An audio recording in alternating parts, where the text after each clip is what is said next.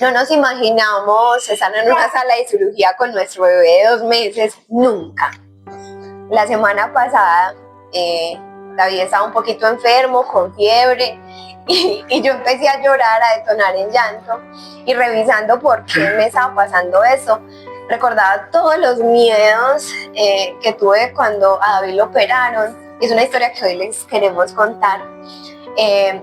Porque en ese momento solo recordaba como la cara del médico diciéndome, no, al niño lo tienen que operar hoy, esto es una urgencia, si no puede estar como muriendo cierta parte del intestino, y era muy riesgoso. Entonces hoy estoy con mi esposo y juntos que experimentamos esta vivencia la queremos compartir. Entonces lo primero es que eso arrancó un domingo para un lunes festivo y fue muy impactante porque en la noche el niño ya venía de 6 días sin poder hacer del cuerpo su posición y estamos muy preocupados como padres de este proceso, que es lo normal. Y con el tiempo logramos que hiciera de posición como a la 1 de la mañana, entonces uno cansado, rendido, pero hizo de posición y descansamos ese día. Pero al otro día a las 5 de la mañana el niño estaba llorando demasiado, empezamos a hacerle masajitos en su barriguita para que pudiera hacer de posición otra vez, porque sentíamos de que eso era lo que lo estaba afligiendo. Y lo interesante fue ahí que cuando mi esposa fue al baño, yo fui a quitarle el pañal y encontré que estaba lleno completamente de sangre, y yo le dije a Laura, amor, nos tenemos que ir ya para urgencias, y ya estábamos angustiados los dos y arrancamos en el carro volados para urgencias. Entonces ahí empezó la odisea de ese día y fue un tema teso realmente, porque esos impactos son muy complejos cuando uno recibe así, tan quieto, y más cuando señores como este son tan importantes para uno. Sí, yo creo que uno como papá quiere como tener todo bajo control, ¿cierto? Uno va teniendo su embarazo y todo su proceso como con altas expectativas, y aunque van surgiendo miedos, uno va diciendo, no, esto lo tengo bajo control. Y es a este punto nosotros decíamos, pues, solo Dios, solo orábamos y le decíamos, Señor, ayúdanos, no tenemos nada más que hacer. Resulta que ese día que llegamos a urgencias, la médica lo revisó así como muy por encima, y lo primero que me dijo fue como, ay, tienes que firmar aquí porque lo vamos a dejar hospitalizado. Yo, ¿pero qué tiene? Y me dijo un nombre que jamás en la vida había escuchado, es que invaginación intestinal. A mí me sonaba eso súper extraño, la cabeza como me empecé a embombar, y yo creo que en esos momentos como que se empiezan a confundir y no saben si llamar, si decir. Yo firmé, yo entré, lo vio otro pediatra, porque la médica hizo que lo viera otro pediatra, dijo, sí, efectivamente tiene eso, pero le vamos a hacer un examen para ver qué tan invaginado estaba. Es decir, invaginación intestinal es como que el intestino hace sus movimientos para evacuar, y lo que estaba haciendo era como que había una obstrucción y él mismo se estaba metiendo dentro del mismo. ¿Cuál era el riesgo de esto? Me explicaban los médicos, que fue donde mi corazón se empezó a acelerar y yo decía, no, señor, entré como en crisis. Es que cuando el intestino se mete dentro del mismo, la parte que está adentro empieza como a morir, se le llama como necropsis intestinal. Entonces, si en la cirugía ahí lo abren y de pronto hay una parte muy larga que de pronto ha muerto, pues eso lo tienen que extraer. Entonces ese era el riesgo. Yo solamente buscaba yo cuánto mide un intestino, qué hay que hacer, invaginación intestinal, porque me decían ya cirugía. Yo, bueno, entonces fueron a hacerle el examen. Me acuerdo que llegó un médico y lo vio, miraba la pantallita, no me decía nada. Llegó otro y tampoco me decía nada. Llegó un tercer médico y yo ya como que me empecé a angustiar, y todos miraban la pantalla, hacían sus caras y me dijeron, no mamá, sí hay que esperar la cirujana. Y yo, bueno, para mí el concepto como de la medicina, por la experiencia que tuve como con mis abuelos, siempre digo como que se demoran mucho, como que hay que hacer muchos procesos. Entonces yo lo único que le dije al médico, sin entender mucho, fue como que, ay, ¿cuánto debo esperar? O si esto es muy urgente para yo acosar, dígame por favor. Entonces el médico me miró con esa cara como de desilusión y me dijo, no mamá, al niño hay que operarlo hoy, porque si no el niño se muere. Entonces ahí fue donde como que empecé yo a aterrizar, y entonces el riesgo más grande aquí es que si esto le dan larga, lo que puede ser es que explote, ¿cierto? Entonces ahí ya se complica la cosa, la infección interna y demás. Y un punto importante ahí también a tener como en cuenta es que yo desde afuera, esperándola, que no le daban mucha información, en un punto nos dijeron que si el niño al no ser operado se podía morir, como mi esposa lo dijo, pero además de eso, que la operación era muy riesgosa, porque si había una equivocación, el niño también podría haberse afectado por vida o morir en el proceso de la cirugía. Y para mí eso, por ejemplo, desde afuera, desde uno no tener información suficiente, de que los médicos, digamos que por cuidar nuestras reacciones no comunican todo, era un proceso tenso. Entonces uno con esa angustia esperando, y uno es llámela, y ella ya dentro no me han dicho nada, y entonces uno cada 10 minutos llámela. Entonces que algo que no sé si a mi esposa se lo conté en su momento, es que yo estaba, supuestamente por dispersarme, empecé a trabajar desde el carro. Yo trabajo híbrido, pero estaba trabajando desde el carro supuestamente, y mi cabeza estaba tan asfixiada, tan golpeada de poder perder a mi hijo, que lo único que podía hacer era orar. Y hay un punto importante que una de las cosas que queríamos resaltar es que pudimos sentir mucho el apoyo de nuestros padres.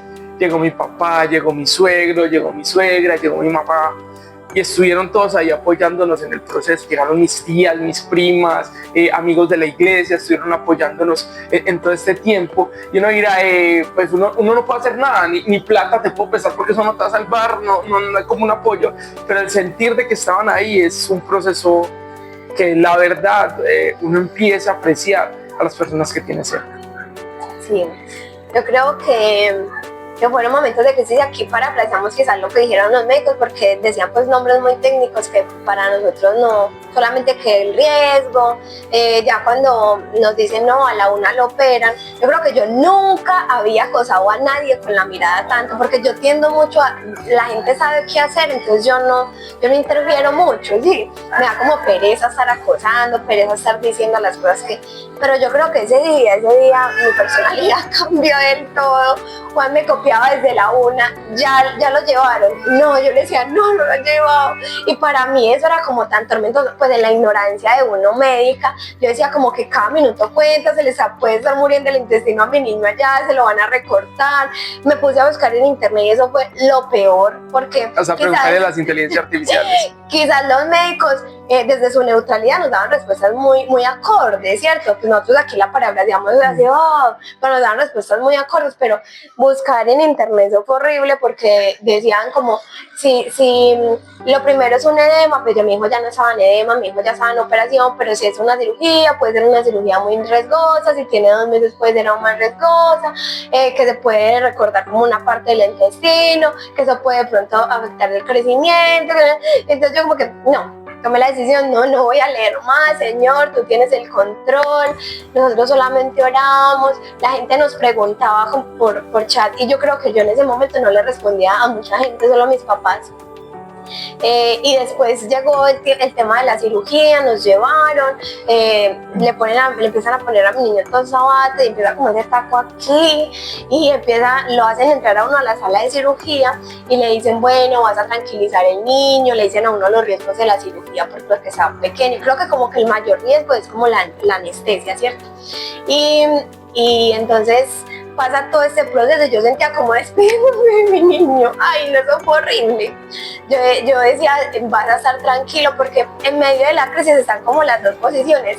Estoy triste, quiero llorar, no pensé vivir esto en este momento, y solamente quiero desahogarme, pero también, venga, le quiero dar tranquilidad a mi niño. Va por un proceso difícil, va a separarse de sus papás tan pequeño, va a sentir dolores. No dijimos de cuánto fue.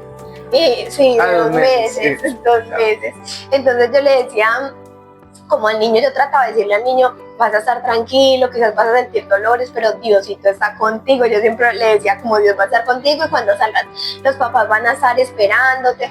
Era muy frustrante ese proceso, porque desde que llegamos el niño era como sin aliento. O sea, sí, lo que el médico me explicaba era como que ellos empiezan a deshidratar. Entonces literal a mi hijo lo canalizaron y él no lloró. Yo solamente lo veía así como que medio abría los ojitos y veía como que le estaban haciendo las cosas, empezó a vomitar amarillo y me empiezan a decir, si sigue vomitando, como que vamos a tener que entubarlo. Y yo decía, señor, que no vomite más. Yo, David, vamos a calmarnos, nos vamos a vomitar, como si fueran control de mi niño, que pesar, pero bueno, eso hacíamos. Y ya en la cirugía yo salí y yo le dije a uno de los médicos que estaba afuera, ay no, yo soy muy nerviosa, dejen entrar a mi esposo, porque solo me dejaban estar a mí, por favor. Entonces ya hicieron pues como la gestión, llamaron al celador, creo que en ese momento no contestaron y no lo dejaron entrar. Sí, me dejaron esperando como 15 minutos allá afuera, pero si yo ya tengo, yo no, por seguridad nos tienen que llamar, que llamen, y no me dejaban entrar realmente. Después como a las 2 de la tarde que ya mi hijo estaba allá y ya todo de manos de Dios, estábamos afuera esperando los dos, pues nosotros solamente hablábamos y era como esa escena, estábamos afuera, eso fue en el San Fuera de la sala de cirugía. Afuera de la sala de cirugía. Que ya había podido entrar yo. Eso era como algo así, como que yo veía una máquina, porque el médico lo que me dijo es, si el niño se complica debe salir de aquí para la UCI. Entonces yo veía una máquina que tienen esos respiradores y yo solamente decía, si no mueven esa máquina, mi niño está bien, no ha pasado nada. Entonces éramos como hablando y mirando la máquina, hablando y mirando la máquina, no ha pasado nada. Fueron 5 horas. Era Dios a berraca. Yo creo que las horas más eternas, las 5 horas más eternas que hemos vivido. Y entra y sale gente y uno ahí uno preguntaba y no le decían nada. Sí, entraba, Ansioso. salía gente y nosotros, pero ay, ¿cómo estará, señora? Pero tenernos el uno al otro fue algo como que lo refresca y lo calma a uno, ¿cierto? Después salimos de ahí y mi niño, bueno, sale un médico y nos dice, sí, ya el niño hace un ratico salió de cirugía, está en recuperación, está bien, le recortaron 10 centímetros del intestino. Vuelve uno como con la ansiedad de preguntar, ay, ¿cuánto mide el intestino? 10 centímetros es poquito, es mucho, bueno, uno no sabe muchas cosas. Al parecer no era pues como tanto, todo salió bien, que de una vez le quitaron el apéndice. Y bueno, cuando lo vamos a ver, mi niño era gordito, pero hinchado, o sea, los ojitos medio se le veían y lloraba en mute. O sea, yo creo que yo lo vi así, a mí me dio un dolor, porque lo que me dijo la enfermera en su momento es que por la intubación como que se les inflama ciertas partecitas aquí y ya al llorar tanto cuando se despiertan, se les va la voz. Entonces, bueno, después de ahí ya pasamos esa noche de recuperación y mi esposo va a vivir el proceso también allá, porque llevaba 2 días sin comer nada, no podía comer nada. Y entonces, hay un apunte importante, es el apoyo, pues eso sí es fundamental, como lo resaltamos ahorita, pero también me tocó enojarme con mi esposa porque ella no quería dejar a David y nuestro hijo estaba muy mal, pero su mamá también se empezaba a poner enferma porque ¿qué pasó, bebé? Me estaba cansada. Porque estaba demasiado cansada y no estaba durmiendo ni siquiera en las noches. Entonces yo le decía, andate para la casa, descansa y vuelves a bajar, yo lo curo mientras tanto. Yo pedí permiso en el trabajo y todo, y gracias a Dios mi trabajo ha sido muy chévere pues, en ese tema de las condiciones laborales. Y ella no, me tocó enojarme, le decía, no, Laura, te vas para la casa pues. Entonces ahí ella se fue a regañadientes. Tan curioso es que mi esposa no duerme en las tardes. Y ese día que se fue, como a la media hora dormida, profunda del cansancio que tenía, yo me fui a cuidar a mi hijo. Y la verdad, ver a David entubado, sin que pueda hablar, moviéndose tan despacio, es un tema teso, que uno no quisiera ver. Que le recuerda otras cosas a uno y que también a veces lo hace reaccionar también. Pero son procesos que al final lo único que podíamos hacer era pedirle a Dios que le diera sabiduría a los médicos, que nos ayudara, que nos diera fuerza para sostenerle y agradecerle por las personas y porque a pesar de todo lo que ha pasado estaba ahí. Algo de las que yo le decía a mi esposa es, lo único que yo quiero darle gracias al Señor es porque nos ha permitido Dios disfrutar con David ese tiempo, así se vaya, ¿sí? y hoy ustedes lo ven y es súper contento, es súper alegre. Nosotros como familia tratamos de que David tenga esas capacidades de estar contento, siempre feliz, y su mamá, que yo admiro mucho, que es una tesa, hace que el niño pueda tener esas capacidades y genera demasiada estimulación, y también por eso sale entre risas y reto, y yo soy el principal seguidor que le hace barra todo el tiempo y la acompaña en eso, porque creo que es una forma de ayudar a los demás, de buscar de que las demás personas puedan salir adelante, que también tengamos empatía el uno del otro y aprendamos también cosas que hemos hecho mal. Por eso también hay risas y también hay retos en este proceso que muchas veces se habla tan deliberadamente. Entonces, al final, después volviendo en todo esto, es el apoyo de nosotros dos, ver la recuperación del niño. David después de eso quedó como con miedo a los instrumentos quirúrgicos. Entonces, por ejemplo, le pones un termómetro, eso es una guerra con David. O sea, Ardaz empieza ¡ya! Y empieza ¡ya! Y como si le estuvieran mochando la mano, pues porque empieza a llorar horrible. Pero esto ha sido después de que pasamos este proceso. Y sin embargo, el niño va pues ahí todavía en su... Ahí importante en el proceso, él salió para la UCE. Entonces, allá súper cuidado, o sea, eran enfermeros 24/7, la pediatra 24/7, entonces también como esa compañía de que yo sabía que pasaba algo de una vez. Mi niño llegó con oxígeno, le hacían nebulizaciones porque por lo mismo de las cuerditas llegó como con un ruidito en el respirar, pero me decían pues que eso tendría a pasar después de ese tipo de cirugías. Pero a los 2 días estaba como la presión de que ya tenía que estar dando el cuerpo normal. Nosotros veíamos como su materia fecal de pronto de otros colores, verde, no sé qué, y empezó pues como ese reto, decir no, nos vamos a recuperar. Y ahí el grupo de WhatsApp del Poco. Algo importante ahí es que empezó como tal ansiedad que nosotros empezamos a decir. Hicimos un grupo entre los dos. Pero era porque teníamos que hacerle control. O sea. Hicimos un grupo entre los dos y hoy hizo. No, hoy no hizo. Hoy hizo de tal color. Le vemos tal cosa, le vemos tal otro. Foticos y todo. A veces uno se le olvidaba, ¿cierto? Como haciendo ese seguimiento. Y quería resaltar algo aquí muy importante, y es que en medio de la crisis, del dolor, de la incertidumbre que uno siente ahí, 2 amigos de la iglesia, me acuerdo mucho una noche que estábamos muy cansados y ellos nos llaman en videollamada y empiezan a orar por nosotros. David estaba pues como en su llore porque pues estaba como pronto a la medicina y estaba, supongo yo, que con dolores el niño, pero empieza como a hacer esa calma para nosotros y decíamos qué lindo. David y Viviana, ellos muy bonitos, como que nos acompañaron en ese momento. Y algo también que resalto mucho es que una familiar de mi cuñada también trabaja allá, pero en la zona de los adultos. Y una mañana yo súper destruida, a mí me encanta el café con leche. Y llega esa mujer, ella es médico, llega esa mujer, se llama Luisa, llega con esa mujer con 2 cafés y me dicen, te traje 2 porque no sabía cuál te gustaba. Y yo, ay no. Como yo creo que en ese momento yo no le dije nada porque yo todavía estaba como en shock. Pero yo agradezco y recuerdo tantos los momentos como venga, y eso me llevaba también a la reflexión, uno qué hace por el otro cuando el otro está en dolor, en crisis. A veces no hay que decir nada, a veces no hay que decir como la palabra esperanzador, todo va a salir bien, porque no sabemos si va a salir bien, pero sí, ¿cómo te ayudo?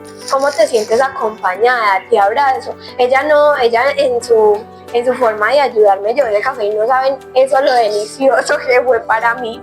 Y resumiendo la historia, David a los 5 días salió del hospital y el niño salió muy bien, salió súper bien.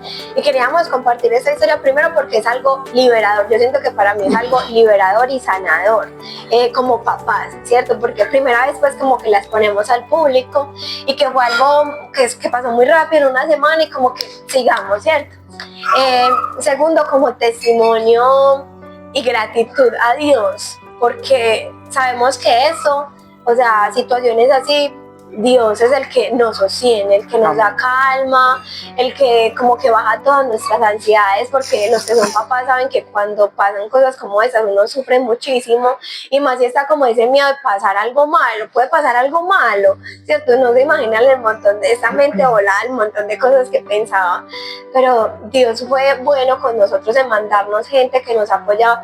No se imaginan la cantidad de oraciones que yo recibí por el WhatsApp de gente que yo no conocía, y después incluso fuimos a un cumpleaños y nos decían, ay, yo estaba orando por su hijo, y yo decía, ay, sí, yo no la conozco, pero muchas gracias, ¿cierto? Porque era ese apoyo, ese rodeo tan lindo que yo decía, de verdad, Señor, gracias por todas estas personas.